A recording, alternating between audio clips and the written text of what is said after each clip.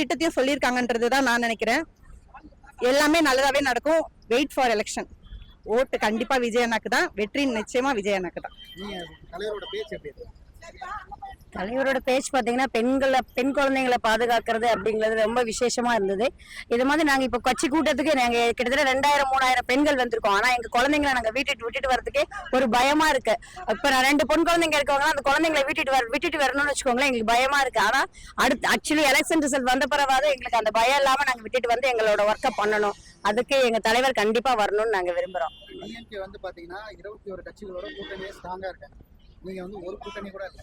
எப்படி அந்த நாங்க வந்து கூட்டணியே தேவையில்லைங்க. நாங்க தனியா இருக்கோம். ஆனா மக்கள் கூட்டணி இருக்கு, பெண்கள் கூட்டணி இருக்கு, இளைஞர்கள் கூட்டணி இருக்கு. இத்தனை கூட்டணி இருக்கும் போது 21 கூட்டணி எங்க தலைவருக்கு எந்த கூட்டமும் தேவையில்லைங்க. கூட்டணி இல்லன்னு கவலைப்படாதீங்க. மக்கள் தான் பெரிய கூட்டணியே இருக்கு. அதனால ஓகேவா, மக்கள் தீர்ப்பு, மகேசன் தீர்ப்பு, மக்கள் கூட்டணி. திராவிட ஆட்சி தான் மீண்டும் வரப்போகுது அப்படின்னு சொல்லி முதல்வர் ஒவ்வொரு மேடையிலும் சொல்றாரு. வேற யாரும் வந்து தொட்டு கூட பார்க்க முடியாது. அது அவரோட ஆசையா இருக்காங்க. ஆனா மக்களோட ஆசை வந்து எங்களோட தலைவர் மட்டும்தான் வருவாருங்க.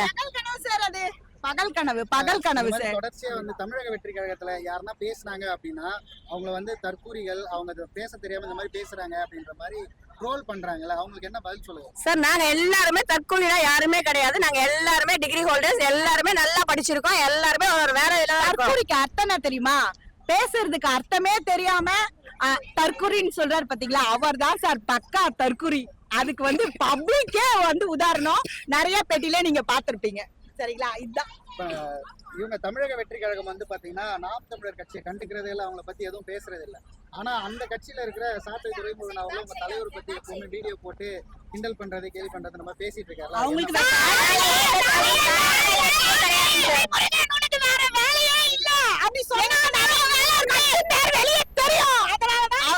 எங்களுக்கு நிறைய வேலை இருக்கு சார். எங்க அண்ணனுக்காக நாங்க ஓட்டு வாங்கணும், ஃபீல்ட் ஒர்க் பண்ணணும், நாங்க ஜெயிக்கணும். எங்களுக்கு நிறைய வேலை இருக்கு. அவருக்கு தான் வேலை இல்ல, எங்களை பேசுறதுதான் அவருக்கு வேலை. ஜெயிக்க மாட்டாங்களா? நாங்க யாரும் வந்து ஜெயிக்க மாட்டாங்களா நாங்க சொல்லல. மக்கள் சக்தி தளபதியோட இருக்கு.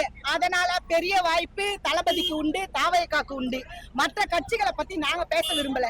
மக்களோட சக்தி தளபதி கூட. அதனால வெற்றி நிச்சயம் நாங்க சொல்றோம்.